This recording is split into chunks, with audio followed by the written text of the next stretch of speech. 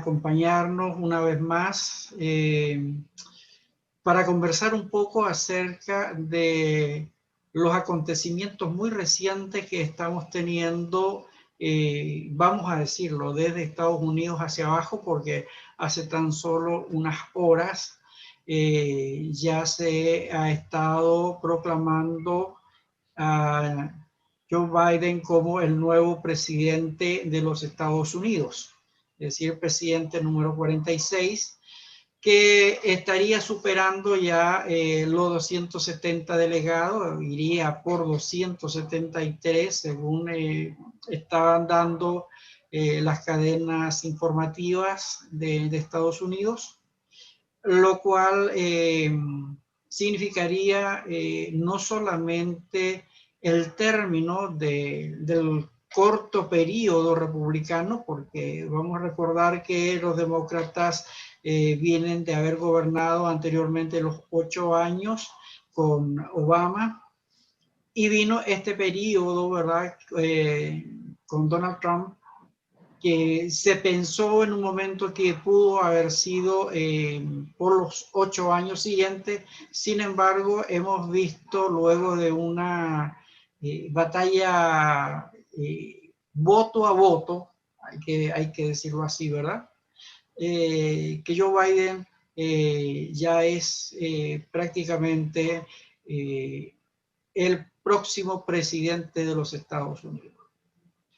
Y frente a esto, Ruby, me gustaría ver cuál es la visión desde Venezuela que tú tienes para este nuevo gobierno y este cambio que podría significar no solamente en el proceso interno de Estados Unidos como nación, sino también en su relación con nuestro continente y muy en particular con Venezuela, dadas las situaciones que se han vivido durante la mitad prácticamente del gobierno de Donald Trump. ¿Cómo se ha estado percibiendo durante toda esta semana, prácticamente desde el martes hasta hoy, en Caracas principalmente? Sí, muchas gracias. Bueno, el tema para el caso venezolano se le ha hecho muchísimo seguimiento en todas estas semanas. De hecho, los periódicos, los portales de noticias nacionales han hecho constante referencia, políticos, actores políticos, hay muchísimo interés en el tema por cómo puede afectar esta reciente elección presidencial en Estados Unidos a la política del país. Porque recordemos que previamente en el gobierno de Trump, mostró el apoyo completo, o digamos parcialmente completo, a la presidencia interina de Guaidó. E incluso Guaidó visitó el Congreso y en el Congreso fue recibido y aplaudido por los dos partidos, por el Partido Republicano y el Partido Demócrata. Entonces, eso como tal es un antecedente de lo que va a venir ocurriendo, de lo que pudiese venir ocurriendo con esta transformación, con este cambio político en Estados Unidos, pero también es un indicador, los resultados son un indicador que ya el chavismo como tal venía manejando estos dos escenarios. Entonces hay que ver esta reciente elección de Biden desde los dos planos, cómo lo ve el chavismo, cómo lo ve el equipo de Guaidó. Entonces ya este antecedente de que haya sido recibido por el Congreso de los Estados Unidos en una cierta oportunidad indica que definitivamente Joe Biden se va a inclinar necesariamente hacia la política de Guaidó, pero lo que hay que ver allí, lo que hay que analizar allí es con qué profundidad se va a inclinar, sabiendo que las sanciones iniciales en contra de Maduro ocurrieron sobre todo en el gobierno de Obama, y allí se crearon las bases para sanciones posteriores, pero es el gobierno de Trump el que incentiva, el que profundiza, el que sanciona muchísimo más a Maduro e incluso sanciona a la industria petrolera venezolana, que eso fue, digamos, el golpe de gracia que dio Trump allí contra Maduro y contra su equipo. Entonces, pero este proceso de sanciones comienza ya con la vicepresidencia de Biden. Entonces, por un lado, se puede esperar que estas sanciones continúen, que se sigan aplicando sanciones contra la industria petrolera, contra el acceso al crédito por parte del gobierno de Maduro. Entonces eso va a seguir significando mayores restricciones a la entrada de divisas en el país. Eso por un lado, y eso es lo que realmente interesa a Maduro y su equipo. ¿Qué es lo que pasa allí?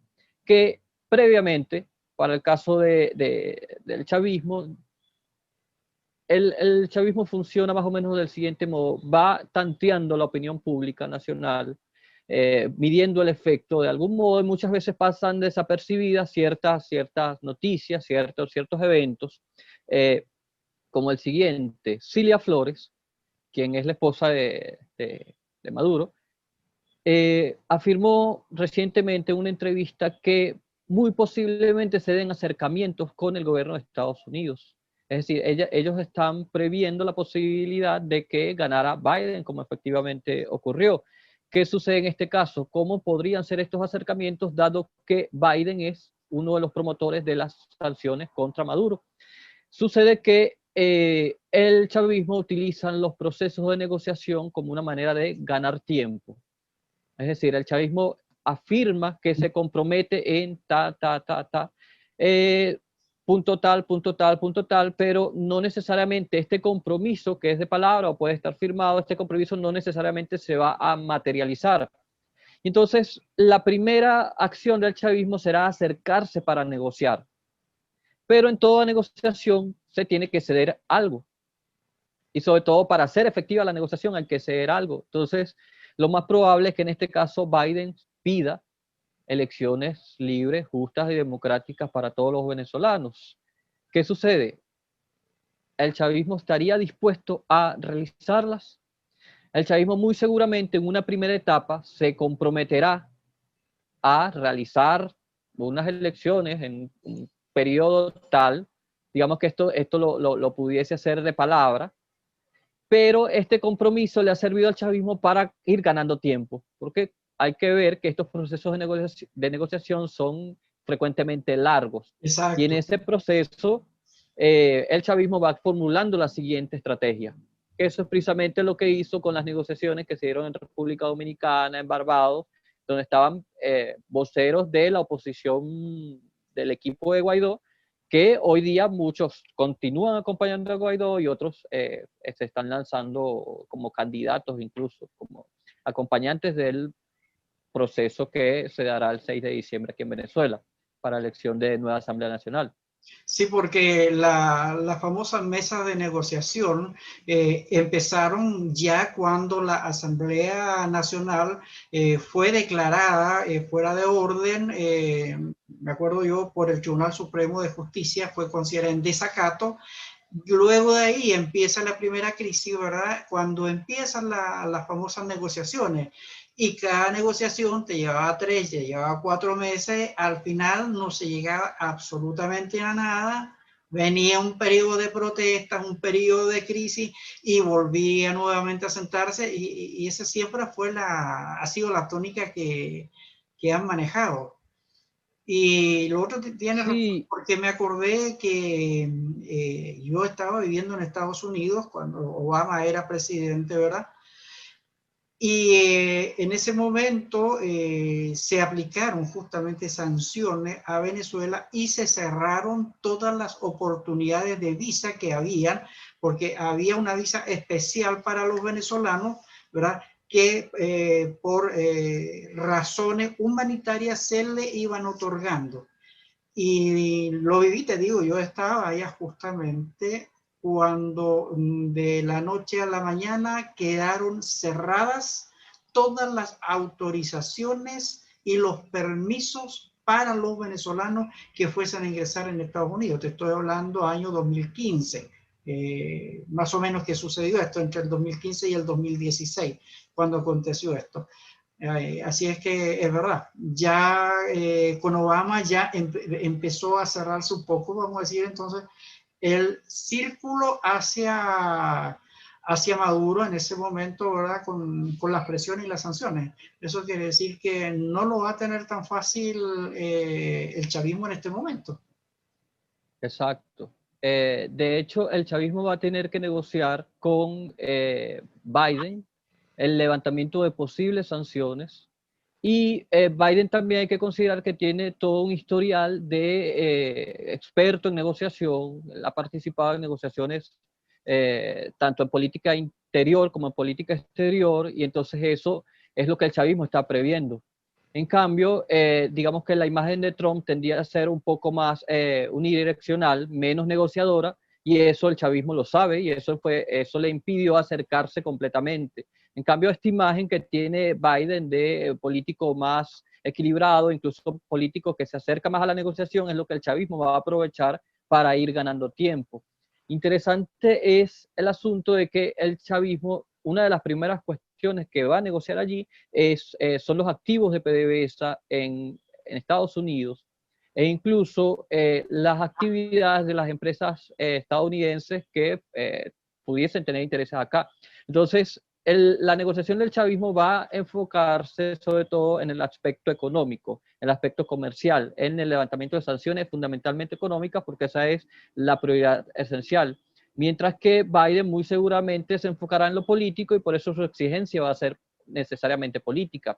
Incluso durante su campaña electoral prometió libertad para los venezolanos, prometió luchar contra la corrupción, prometió acabar con gobiernos socialistas, con autoritarismo. Estas son sus palabras en Florida. Incluso prometió protección para los venezolanos, protección de tipo de visa, protección de permisos de permanencia en el país.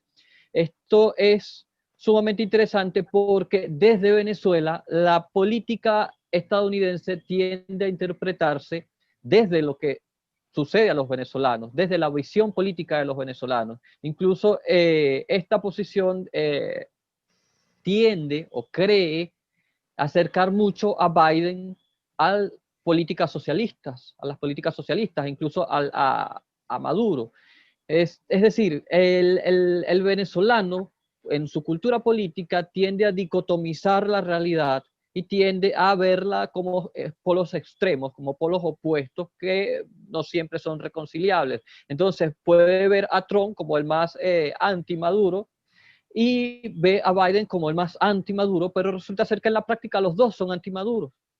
Entonces, eso es algo que en la cultura política del venezolano no encaja mucho, sino que tiende a ser radical en el planteamiento y tiende a interpretar que Biden puede acercarse más a Maduro y ayudar a contribuir a que se mantenga en el poder, y esto no necesariamente tiene que ser así, e incluso cuando se analiza la política exterior estadounidense en épocas de Obama, donde fungía de vicepresidente Biden, Y Joe y Biden.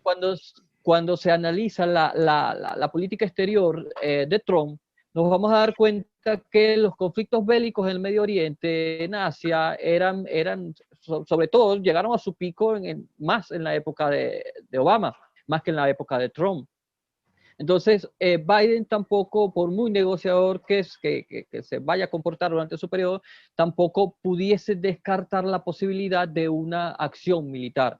¿Qué es lo que pasa en este caso? Que no veo como posibilidad rápida, urgente o como prioridad de Biden en un cierto momento una posible intervención militar en Venezuela, así como tampoco se veía con Trump. ¿Qué sucede en este caso? Que muy seguramente va a seguir presionando, va a pedir garantías políticas, y eso es precisamente lo que Maduro no, no, no cederá.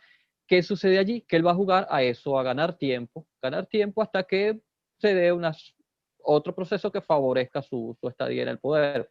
Y así ha sido, esa es la característica frecuente del gobierno de Maduro. E incluso aprovecha procesos de este tipo para mantenerse, así eso le cueste mayor pérdida de legitimidad interna y así eso le cueste un aumento de la protesta social. Entonces, creo eso es lo que se puede esperar ahorita en estos momentos con Biden. Tengo entendido, leí estos días en la prensa ya, hay como 14.000 candidatos inscritos a nivel nacional. Sí, hay 14.000 candidatos inscritos. Wow. Y sí, hay muchísimos candidatos. Incluso cuando uno revisa la página oficial del ente electoral, el CNE, ahí se puede verificar por nombres cada uno de ellos. Hay muchísimos partidos inscritos. El partido mayoritario es el PSUV, el Partido Socialista Unido de Venezuela. Hay otros partidos que están también participando. Incluso está participando, recordemos que hace varias semanas, varios meses, el Tribunal Supremo de Justicia de Maduro emitió una orden para que los partidos Voluntad Popular y Primera Justicia, que son fundamentalmente opositores, Sí. para que se nombrara una junta directiva particular ad hoc para esos partidos, para que así esos partidos puedan participar. Pero resulta ser que uno de estos partidos es el de Juan Guaidó, de Voluntad Popular. Entonces, tenemos ese partido básicamente fraccionado. Por un lado, la parte que asumió la sentencia del TSJ, del Tribunal Supremo, y por otro lado, la opción que se quedó con Guaidó. Entonces, esto fue una estrategia del chavismo para dividir el partido, dividir las filas y crear en cierta manera la apariencia de que Voluntad Popular y Primero Justicia están participando en las elecciones cuando realmente no es así. Incluso la sentencia establecía que durante el proceso electoral se podían usar los logos, los símbolos. colores, los eslogans, los símbolos del partido. Entonces eso fue sumando candidatos progresivamente, más otros ciertos partidos que se tildan a sí mismos de opositores, pero que al final de cuentas son los que participan en el proceso de negociación, son los que en cierta manera juegan a favor del chavismo para darle más tiempo. Entre esos partidos más pequeños, Cambiemos, Pro Ciudadanos, el Movimiento al Socialismo, son partidos que generalmente se tildan de opositores, pero al final de cuentas participan en el proceso electoral y eso en cierta manera legitima el chavismo. Exacto, es como un poco la postura que mantuvo por mucho tiempo Henry Falcón. Sí, exactamente, de avanzada progresista. Claro, porque Henry Falcón, aún siendo el gobernador en el estado Lara, todo el mundo sabía que era chavista por todos lados, aunque él aparecía por una parte como si fuera oposición en ese tiempo. Y después volvió nuevamente a la fila del chavismo para tratar de ser candidato presidencial, recuerdo, ¿verdad? Exacto, sí, exactamente. Sí, esas conductas, bueno, han sido muy típicas en los políticos en los últimos años, vamos a decir, en los últimos 15 años en realidad. Y María Corina Machado, ¿cuál ha sido su planteamiento a nivel interno? Fíjese, María Corina Machado tiende a tener una actitud que va incluso, es un tanto más radical que la que pudiese tener el mismo Guaidó, que la que pudiese tener Julio Borges.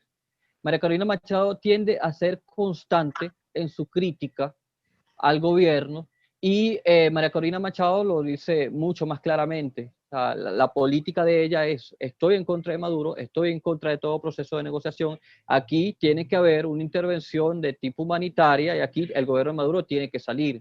Entonces, ¿qué es lo que pasa allí en términos de política exterior?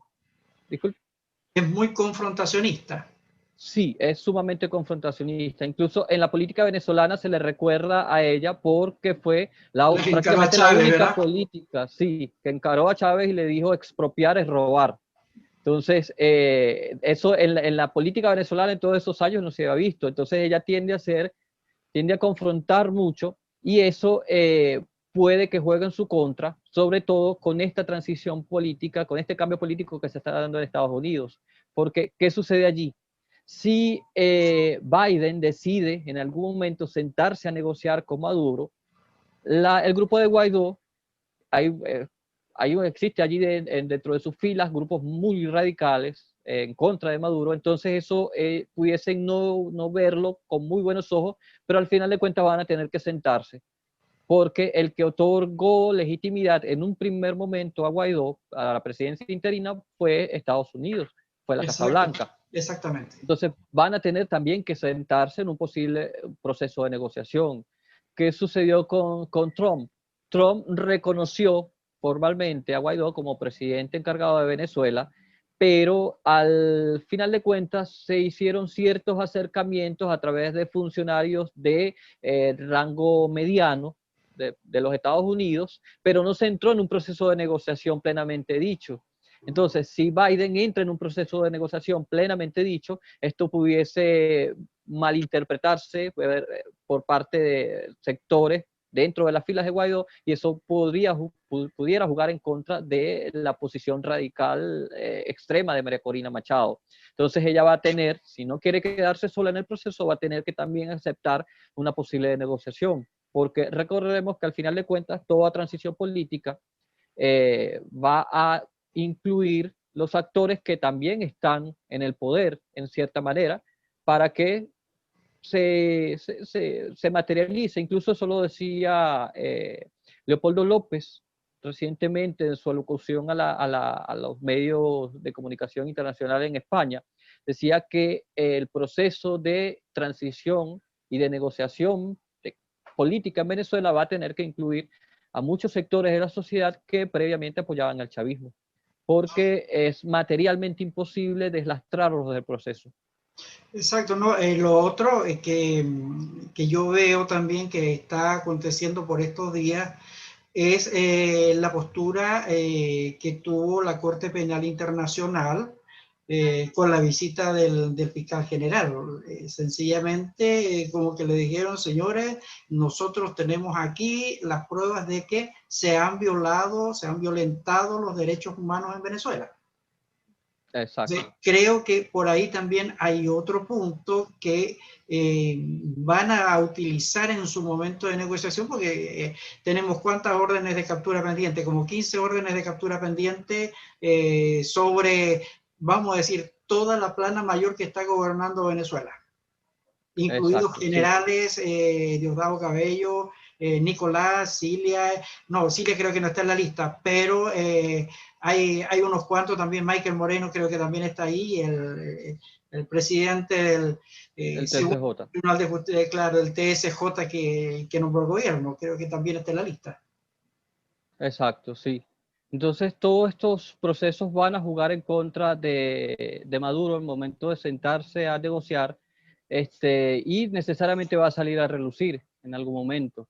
Entonces, por parte del equipo de Guaidó, también, digamos que se han cometido unas ciertas fallas, y estas fallas, sobre todo, una de ellas fue el hecho de que uno de los asesores de Guaidó, Marrero, haya aparecido en público en un meeting apoyando a Trump, y esto pudiese jugar en contra de la oposición venezolana. Entonces, allí necesariamente van a surgir todos estos elementos, y eso pudiese, en cierta manera, darle rumbo, darle contenido a todo el proceso de negociación que se pudiese generar en cualquier momento. Allí la función de Estados Unidos seguirá siendo, según al menos esto fue esto es lo que han expresado los funcionarios de Trump, seguirán apoyando el proceso de transición política en Venezuela y seguirán apoyando a Guaidó como presidente encargado de Venezuela. ¿Qué sucede en este caso? Que al cesar el periodo de la Asamblea Nacional, el próximo 5 de enero, el 5 de enero, y Guaidó reconoció que su periodo finaliza el 5 de enero.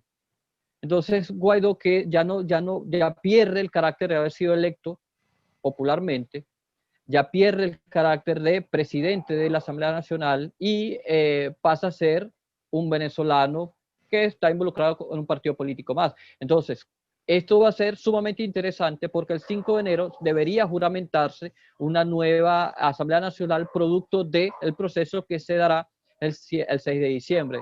Entonces, Al quedar él como un ciudadano que pertenece a un partido político más, esto va a traer una complicación jurídica para el caso de la oposición venezolana, porque va a tener que nombrar a un presidente encargado. Muy seguramente es una de las salidas que se debe estar discutiendo ahorita dentro de la oposición, es nombrar que el TCJ, que actualmente se encuentra en el exterior, nombre a un presidente encargado, un posible presidente encargado por parte de la oposición. Esa pudiese ser una de las opciones. Otra de las opciones pudiese ser que por consenso político entre los partidos se nombre a un encargado de la presidencia. Es decir, las opciones allí son múltiples, pero se tendrá allí un grave problema de legitimidad que puede jugar en contra y que en un eventual proceso de negociación también pudiese jugar en contra. Entonces, ese aspecto político y jurídico también debe considerarse en algún momento, y seguramente la oposición venezolana en este momento lo está considerando. Sí, pues lo manifestaba justamente Leopoldo López en sus declaraciones en Madrid, la primera que hizo, en las cuales señalaba que el 5 de enero terminaba el periodo legal de Juan Guaidó como presidente de la Asamblea Nacional y por ende como el presidente interino. Pero decía Leopoldo que al ser las elecciones, unas elecciones viciadas, una elección ilegítima, no podría terminar el periodo de la asamblea hasta que se realizaran las nuevas elecciones transparentes y con veedores internacionales debidamente calificados. Entonces, automáticamente ya me está sentando con esa declaración precedente a lo que puede suceder. Ahora, viendo la situación que también está cambiando en Estados Unidos, creo que ahí va a haber otro problema. ¿Por qué razón? Porque el 5 de enero todavía continúa como presidente, aun cuando van disminuyendo, digamos, la autoridad y sus funciones para Donald Trump, ¿verdad? Porque asume el 20 de enero, estaría asumiendo Biden, de ser ratificado ya como presidente electo, queda como, por así decirlo, como entre aguas esa situación. Que yo la veo un poquito rica, o sea, conociendo la idiosincrasia, conociendo la situación interna venezolana, veo esos días un poquito complicados. Sí, la diferencia en este nuevo periodo de Biden con el periodo de Trump es que en el caso de Obama, Trump, se dieron unos primeros acercamientos, se logró colocar el tema de Venezuela en el plano internacional, se lograron sanciones en contra de Maduro, se logró el impedimento al crédito, al acceso al crédito, se logró que la entrada de divisas se restringiera muchísimo en el país.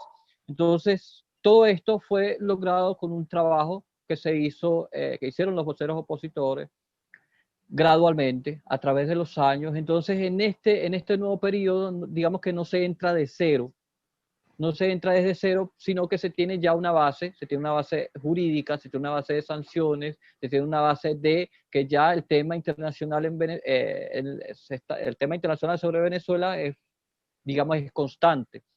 Pero también hay que interpretar allí un aspecto esencial que tiene que ver con el significado que tiene Venezuela para la política exterior estadounidense. Esto es importante porque generalmente los intereses que pudiese tener el gobierno de Biden, los intereses que tiene el gobierno de Trump, son intereses geopolíticos de un nivel mucho más alto, que tiene que ver con la relación con Rusia, con Irán, con China, con Turquía, incluso con los países árabes, pero todos estos, digamos que es una visión geoestratégica mayor que la que pudiese tener Venezuela, y sin embargo el gobierno de Maduro tiene alianzas estratégicas con Rusia, China, Turquía, Irán, Y digamos que la influencia de estos países en el caso venezolano es muchísima, ya sea en el ámbito financiero, en el ámbito de compra de armas, ya sea en el ámbito político. La influencia que tienen en Venezuela es muchísimo y eso amenaza la posición de Estados Unidos en el exterior. Entonces, por allí creo yo pudiese verse, digamos, la real importancia que tiene Venezuela para la política exterior estadounidense, más que un caso particular deslastrado de sus otras búsquedas de intereses políticos, búsquedas de satisfacción de intereses políticos, más en este contexto internacional, más en este contexto global. Y en el caso de Leopoldo López, digamos que este sale del país en un momento sumamente crítico, álgido para la oposición venezolana, porque debe decidir cuáles serán sus próximos pasos a seguir, cómo va a ser este relacionamiento con Biden, cómo va a ser esta finalización del proceso con Trump, eh, cómo hacer frente al proceso que se generará el 6 de diciembre aquí en Venezuela. Entonces, todos estos procesos, digamos que se están discutiendo internamente las filas de oposición y uno de los voceros esenciales, incluso uno de los estrategas principales, es Leopoldo López. Ahora, ya al poder hacerlo en el exterior, el poder, digamos, hablar sin restricción, poder dar conferencias, entonces esto puede jugar a favor de la oposición en cierta manera porque es uno de los estrategas principales. Incluso su grado de influencia llega hasta el Parlamento Europeo porque recordemos que su padre, Leopoldo López padre, es eurodiputado. Entonces, esto va a jugar a su favor, más las influencias que mueve internacionalmente, más el trabajo que ya se ha venido haciendo el equipo de Guaidó, Carlos Vecchio, Julio Borges, todos los embajadores de Guaidó en distintas partes del mundo. Entonces, ya esto crea una cierta base, Una plataforma. digamos que ya una plataforma, ya no comienzan desde cero, sino que deben negociar, deben nuevamente introducir el tema con Biden, seguir lo que se ha venido haciendo hasta lograr una posible transición política en Venezuela, pero no comienzan desde cero. Eso es sumamente interesante porque para el caso de Obama, en el caso de Trump, digamos que no se tenían las bases que tiene hoy en día la oposición venezolana. Sí, muy interesante, la verdad, Ruby. Para quienes nos están escuchando en este momento, les comento que estamos teniendo esta conversación con un cientista político venezolano, Ruby Rada, a quien conozco ya de muchísimos años.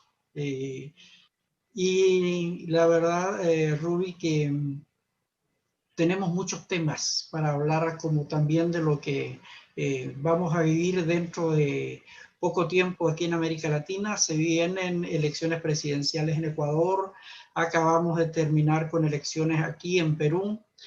Para el próximo año tenemos la constituyente acá en Chile, que debe elegirse en abril, la elaboración de una nueva constitución en un plazo de 9 meses.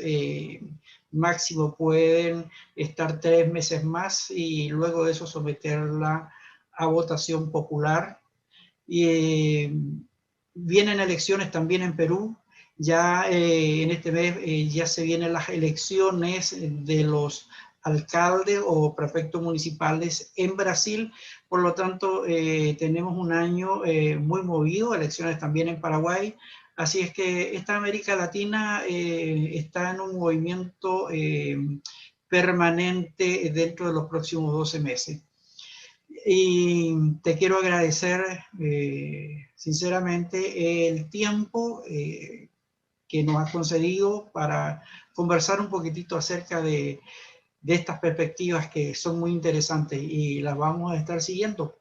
Creo que de aquí a un tiempo vamos a tener una nueva conversación después del 6 de diciembre para ver qué es lo que va a estar sucediendo, cómo va a estar el ambiente y la situación interna dentro de Venezuela, porque ya sabemos, la Casa Blanca tiene políticas de Estado y dentro de esas políticas de Estado obviamente hay una situación de geopolítica como es el caso de Venezuela. ¿Ya? Una situación estratégica para los Estados Unidos, como lo es también Cuba y lo es Nicaragua. Son puntos para ellos que vienen considerando desde hace mucho tiempo atrás, no solamente por Donald Trump, sino que son políticas de Estado americanas.